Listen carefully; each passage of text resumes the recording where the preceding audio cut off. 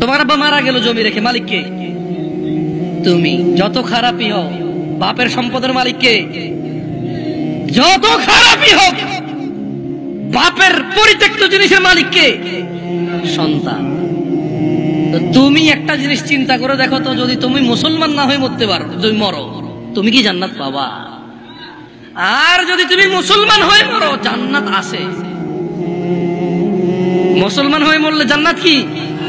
যেমন তোমার বাপ তোমাকে ঘরে জায়গা দিবে না বলে, তুমি জেঠার ঘরে চাচার ঘরে যে আধা ঘন্টা 1 ঘন্টা 2 ঘন্টা থাকো, নানার বাড়ি যদি 2 দিন বেড়াও, তোমার মা আয়সা দিয়ে যায়, খালা আয়সা দিয়ে যায়, থাক ওরে মারিয়েন না, আর করবে না। জায়গা শেষ পর্যন্ত কোথায় হয়? ঘরে হয়।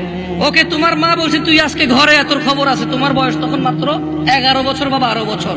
তুমি এখন এত শিয়ানা হও নাই, এত শক্তিশালী হও নাই যে মাকে ধমক দাও। মাত্র তোমার বয়স 11-12 বছর। কোন একটা অন্যায় করেছো, তোমার মা বলছে তুই আজকে ঘরে আয়। তুমি কি করছো?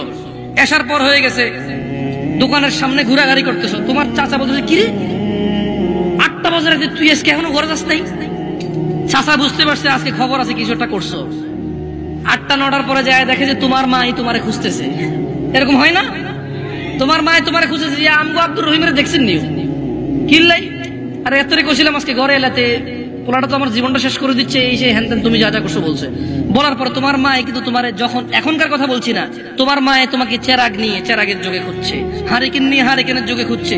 এখন মোবাইলের ফ্ল্যাশ লাইট দিয়ে তোমাকে খোঁজে। তোমার মা খোঁজে না? দেখছো, তোমার মায়ের সন্তান তুমি, অন্যায় করছো বলছে ঘরে জায়গা দিবে না, 2টা শলা দিয়ে বাড়িও দিছে, কিন্তু আবার মাই রান্না করে খাওয়াইছে।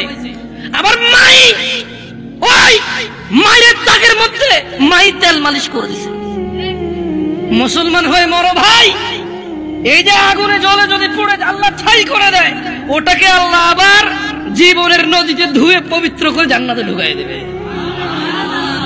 আল্লাহর হয়ে মরো, আল্লাহর হয়ে মরো। সালাত ছাড়া বিকল্প নাই। আমি কি তোমাদেরকে জাহান্নামে ফেলতে আসছি এটাকে মনে করো? আমার নিজের গ্যারান্টি আছে, আল্লাহ আমাকে আশ্রয় দিক। আমি আল্লাহর কাছে দোয়া করি, আল্লাহ আমাকে ও তোমাদেরকে ক্ষমা করে দিক। আমাকে আমার যত গুনাহ আছে, তোমাকে তোমার যত গুনাহ আছে, আমার মতো করে আমার যে যে গুনাহগুলো আছে, তোমার মতো করে তোমার যা যা গুনাহ আছে, আল্লাহ সবগুলো মাফ করে দিক। আমি এই দোয়া করি।